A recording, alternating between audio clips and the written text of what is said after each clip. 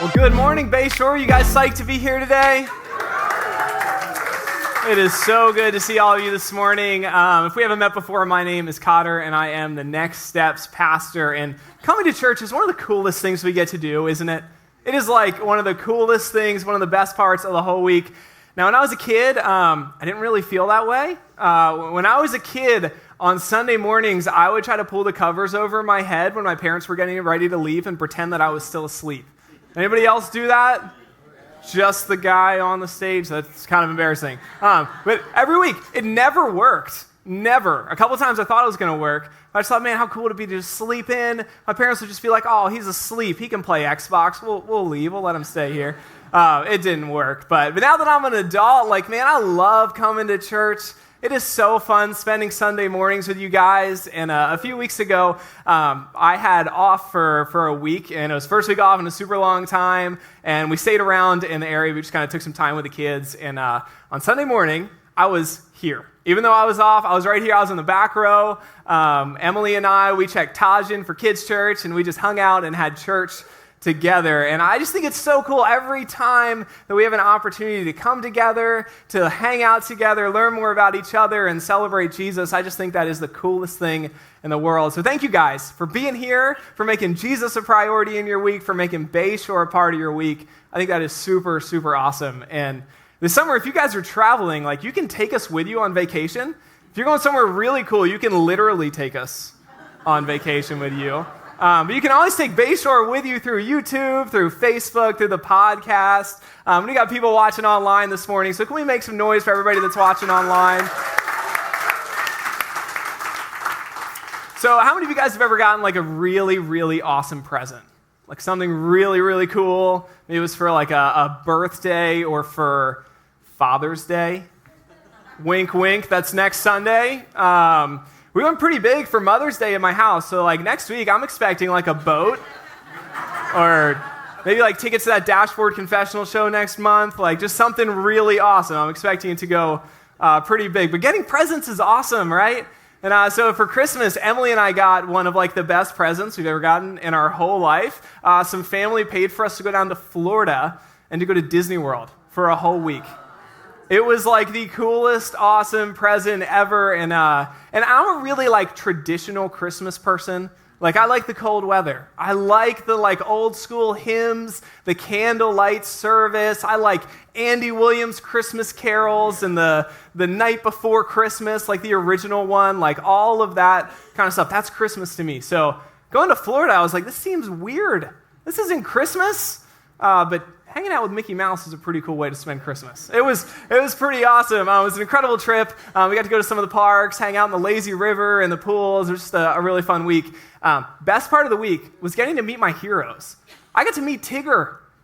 Come on, that's awesome. I got to meet Buzz Lightyear. I got to meet like so many cool people, Mickey Mouse, and the coolest person I got to meet the whole trip was Darth Vader. We got a picture of me and Darth Vader. Look at that.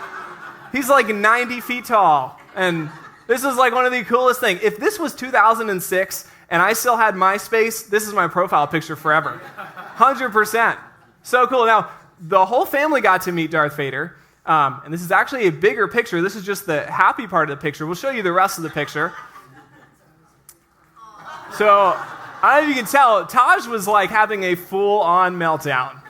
I think he understood who Darth Vader was. And he might have been a little afraid of like getting force choked or something. Like he was very, very terrified. I think it took like 15 minutes after this to calm him down.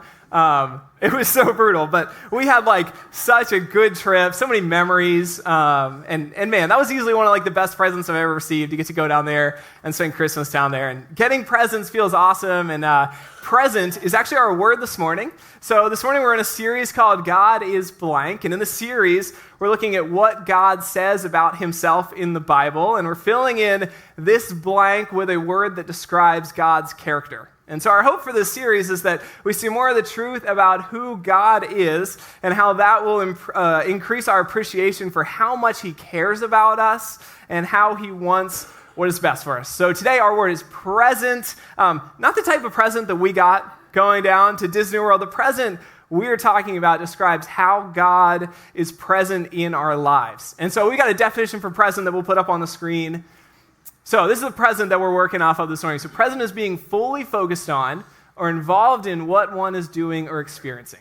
Being fully focused on or involved in what one is doing or experiencing. And so as we open our Bibles this morning, we're going to see how God is fully focused on us and he is involved in our lives. So if you have a Bible with you this morning, we're going to start out in the book of Genesis. And if this is your first time ever coming to a church, you've never opened a Bible before, it's a perfect day because Genesis is the first book of the Bible. It's super easy to find, and we'll put our verses up on the screen. We're going to be in Genesis chapter 16, starting in verse 6.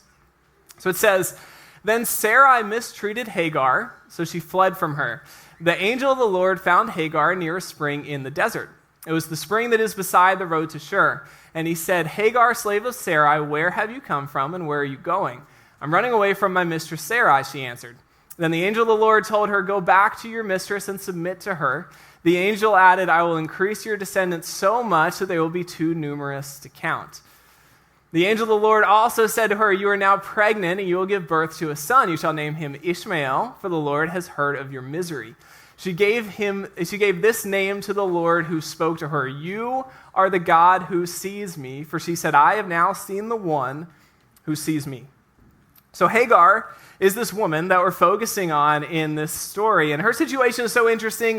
There's a whole lot of backstory to the situation that we could get into that we don't have time for today, but she was mistreated, and so she had to run away, and so she goes out on her own. She's just wandering around in the desert. She didn't have anything. She didn't have anyone. She's just out there alone trying to survive, and so she's out there struggling, and we see in verse 7 that the angel of the Lord found her in the desert. And if you hear that, you're like, who is this angel of the Lord? Like the verses talk about the angel of the Lord a few times. Who is this guy?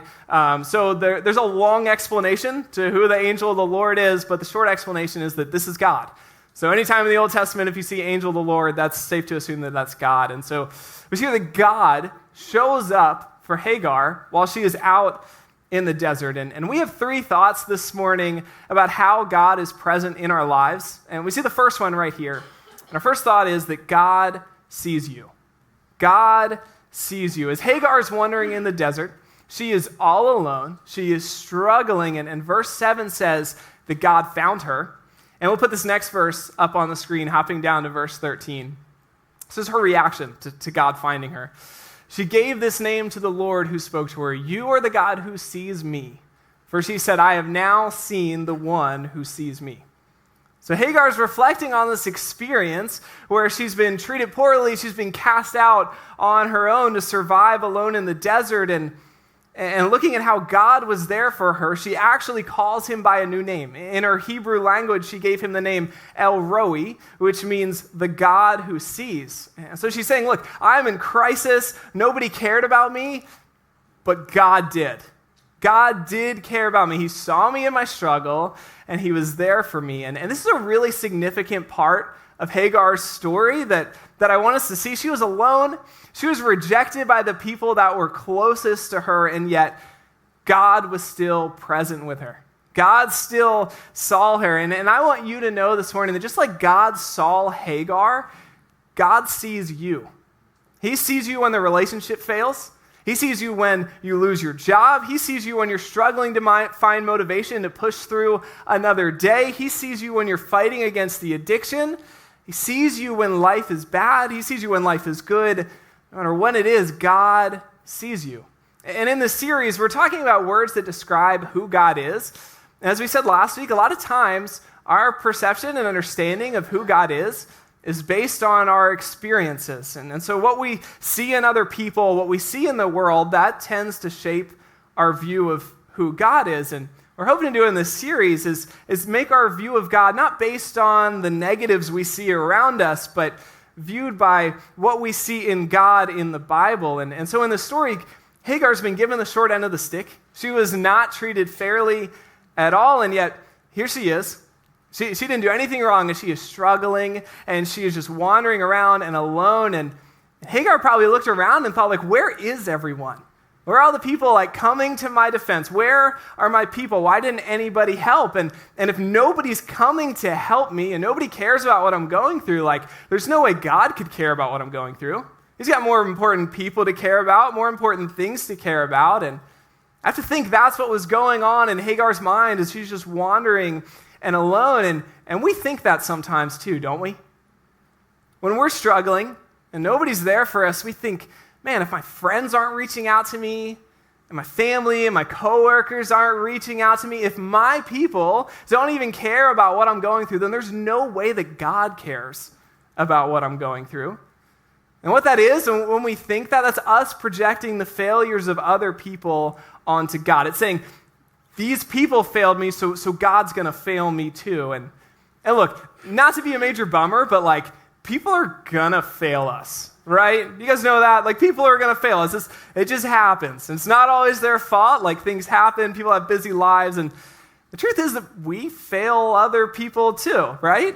And so when I was writing this message, a little behind the scenes, like I got to this part, and I was thinking, okay, this is a perfect part for me to like share a story about a time where my friends just like totally let me down.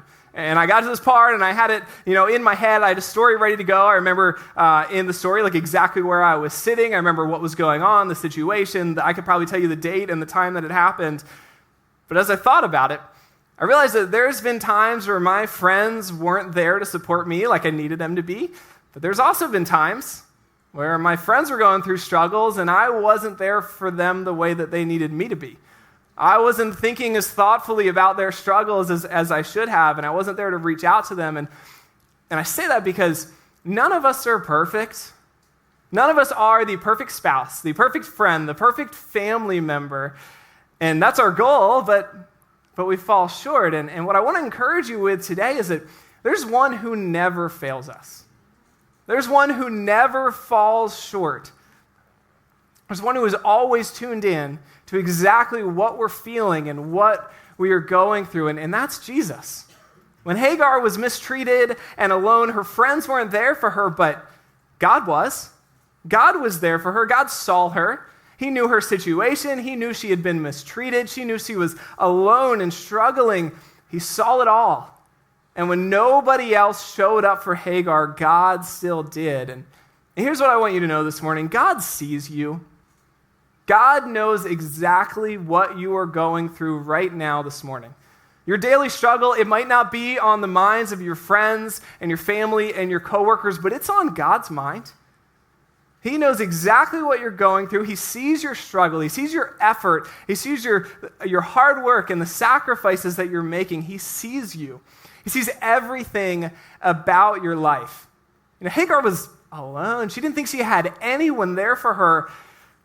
But God still saw her, and God sees you. So the first way that God is present in our lives is that he sees you. Let's hop back into Genesis chapter 16. Look at verse 8 with me. It says, and Hagar said, and he said, Hagar, slave of Sarai, where have you come from, and where are you going? And so Hagar, she's a slave of Sarai, and so Sarai began to treat Hagar poorly, and so she ran away to escape that situation. And while she's out on her own, God finds her, and he starts asking her these questions. He asks her, where have you come from, and where are you going? And look, this is God. Like, he knows the answers to these questions. He 100% knows the answers. When he goes to her, he calls her by her name and her title. He says, Hagar, slave of Sarai. Like, he knew everything about this situation, but what's so cool to see is that even though he knew that, he still showed up. And he was there for her, he was present with her, and he cared enough about her to ask about her situation. And that brings us to our second thought this morning about how God is present in our lives. And that is that God is fully focused on you. God is fully focused on you. He cares about you. Every single thing in your life is important to God. He sees what you're going through. Nothing in your life is out of his sight. God took the time to be with Hagar. She was struggling, but he cared.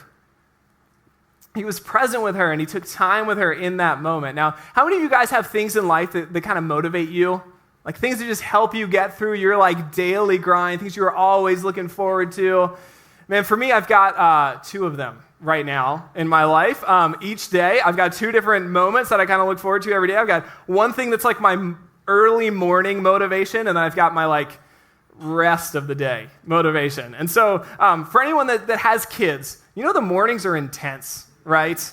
Like from the moment you get up, man, you are changing diapers, you're feeding and clothing people, like you're doing all this stuff. You get your kids all clothed and fed, and then they spill their breakfast all over themselves, and you have to put them in new clothes. It was hard enough to find the first clothes. And so you're just constantly doing all that stuff. You're changing all these diapers. You're trying to get all their stuff for the day ready. And you're trying to make sure you get it into the car so you don't forget it at home when you actually leave. And so the morning, something that I do to keep myself focused and motivated to get through that morning kids experience is I don't let myself eat breakfast or drink coffee until I have dropped my kids off in the morning. And that may sound crazy, but you know what is not crazy? As soon as my kids are out of the car, my car is silent. And my house is silent. It's amazing. And that moment of just sitting down, eating my Larabar in peace, drinking my iced coffee in peace, like you cannot beat that moment. So that's the first thing I look forward to. The other thing that motivates me each day is picking my kids up in the afternoon. I pick them up every day in the afternoon, and I love it. We've got two kids. Taj is our older kid, and then Indy is our younger kid. Indy's like super young, so like he can't talk or anything. But Taj is almost 2. And so when I pick him up, like as soon as he gets in the car, I am asking him about his day. I'm asking him everything. And now he can kind of like respond. I ask him like, man, how's your nap? What toys did you play with? What books did you read? Did you see any cool animals outside? Like, what did you do today? And this is one of my favorite parts of the day because even though I don't get to be with him all day long, I love hearing about what his day was like. If he found a worm in the dirt, I want to hear about it, Like if he had a super awesome long nap, I want to hear about it. If he got to slide down some slides and see some like cool animals, like I just want to hear about it. Everything that happens in his life, it matters to me and it's interesting to me. And look, in the same way that I care about everything that happens in my kid's life, we are all God's kids. And he cares about everything that we experience. If your day started out great with an amazing, relaxing cup of coffee, God cares about that. If you woke up, spilled your coffee on yourself, got to work late, got yelled at by your boss, God cares about that too. He cares about everything in our lives. He cares about the little things and the big things. And God being present in our lives means that he's fully focused on everything that we are experiencing. And that is why prayer is so cool. Just like I talk to Taj when I pick him up, at the end of the day, God wants us to be talking to him throughout the day. He wants us to talk to him about what we're experiencing and ask him to help us with things we're facing. And we can put 1 Thessalonians 5 up on the screen. I love this verse. It says, never stop praying. Now, sometimes when you read this verse, you'd be like, oh, never stop praying, or what? Like, what are you going to do if I don't stop praying? Sometimes I read the Bible like that, but that's not God's heart in this verse. What this is God saying, never stop praying because I care about what's happening in your life. I constantly want to be in communication with you because I care about what is going on. And if prayer is something that you're uncomfortable with, something that kind of helps me is knowing that when we pray to God, it's just talking to him. We don't need to bow our head and fall down on the ground and go in a dark closet and use big theological words to pray. If that's what you do, that's like super cool, but it's not usually how I pray. Like, I pray while I'm in the car. I pray while I'm brushing my teeth in my head, not with my mouth. That'd be weird. But I just pray at random times throughout the day, all throughout the day. And look, we can pray at any time, anywhere, because prayer is just talking to God. You are God's kid, and you mean so much to him, so much that he cares enough to be focused in on everything that you experience every day. And prayer is a way for us to connect with him about what we're experiencing. It helps us to be more aware of his involvement in our lives. God sees you, and God is fully focused on your life. Let's look back to the story. Let's pick back up in verse 8. It says, and he said, Hagar, slave of Sarai, where have you come from, and where are you going? I'm running away from my mistress Sarai, she answered. Then the angel of the Lord told her, go back to your mistress and submit to her. The angel added, I will increase your descendants so much that they will be too numerous to count. The angel of the Lord also said to her, you are now pregnant, and you'll give birth to a son. You shall name him Ishmael, for the Lord has heard of your misery. So it brings us to our final thought this morning. We'll put this on the screen. Our final thought for this morning about how God is present is that God is involved in your life. God is involved in your life. Hagar was alone out in the desert, and all she wanted to do was get away from Sarai. She was in a bad situation. She just wanted to run away. And then God comes to her, and he says, look, I know that all you want to do is just run away, but I need you to go back. That is what is best for you. And that had to be so hard for Hagar to hear. That was a bad situation, and now God is telling her to go back. How many of you guys have ever gotten advice from somebody that you didn't ask for? Anybody? One, two, everyone, right? You guys want to hear some of the unasked for advice that I've gotten recently? First one, skinny jeans aren't cool anymore. You really should start wearing different clothes. Being a pastor is a cool hobby, but now that you're in your 30s, are you going to get a real job? This last one's from the HOA. I had 30 of these. I had to whittle it down to just one. The landscaping at your house looks amazing. I added that part in. But have you thought about power washing that tiny spot of mildew on the side of your house? There's a lot of HOA opinions. We usually don't receive unasked for advice very well, right? If we have not asked for the advice, we usually don't want to hear it. Look, I'm going to keep rocking the skinny jeans. I know it's not cool. I 100% understand that, but I'm just going to keep rocking it. And look, I bet that's a little bit of how Hagar felt in this moment. She was probably like, look, God, you're awesome. Thanks for showing up for me in the desert, but Sarai is the worst, and I'm just going to keep going. I just want to keep getting away from that lady. I don't want to go back there. But then God followed up that instruction to Hagar by telling her that he was going to bless her. And he followed up by saying that he was going to bless her descendants. And that was a way of giving her a glimpse into her future, which before God showed up in the desert, Hagar's future wasn't looking too good. She was alone. She didn't have anything. She had no help. And so God shows up. He tells her to do the one thing that she doesn't want to do. And as Hagar is trying to process all of this, God then makes her these huge promises. He says he's going to bless her life, not just in that situation, but for generations. He says, I'm not just going to take care of you right now. I'm going to take care of your kids and your kids' kids and their kids. He promised that he would increase her descendants so much that they would be too numerous to count. And if you think about Hagar's dreams for her situation when she was out in the desert and she was struggling, her dreams for her life at that moment were probably man, I would love to find some sunglasses. Or maybe there's a 7-Eleven around the corner and I can get a Slurpee and a Klondike bar. And have you ever been so hot that you don't even know what to do? You're just so hot you can't even think straight. It's just hard to process anything.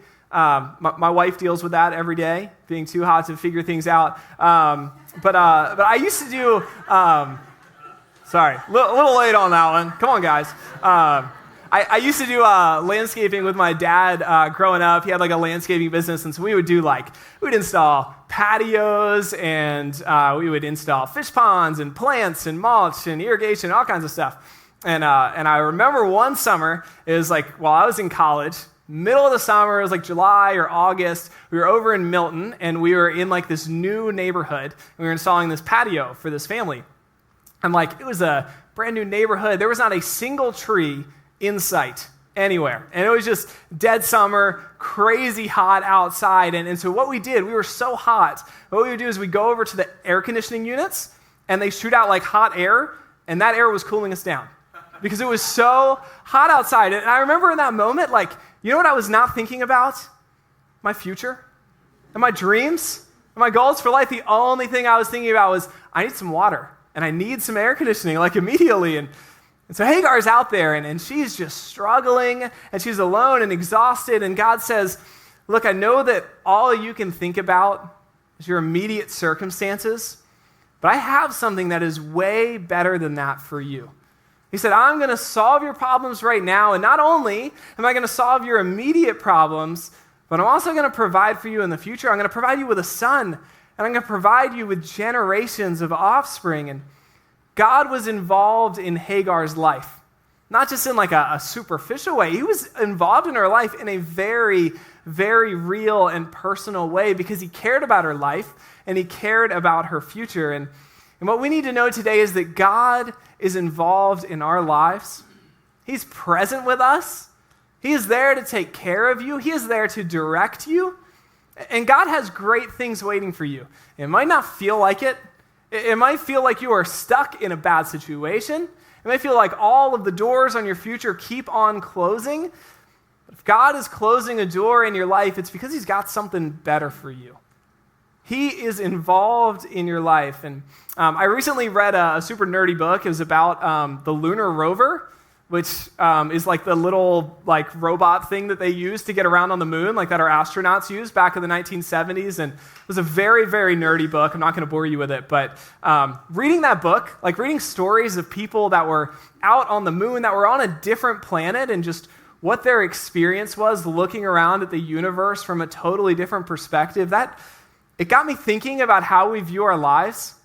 You know, we get so wrapped up in everything that we're doing each day that we forget sometimes that we were created by a God that created us, that created the universe, that created our planet and all of the planets that we can see. And that God who created all things, that God is present with you each day. His greatness is beyond measure, and yet he cares so much for you that he wants to be involved in everything that is happening in your life. So if you walked into church today and you were kind of bummed out and you didn't have a whole lot of hope and you were discouraged, you can leave today knowing that the God of the universe cares deeply about everything that you are experiencing. He sees you, he's fully focused on your life, and he is involved in everything that you experience. Let's pray. God, I thank you so much for how you care for us.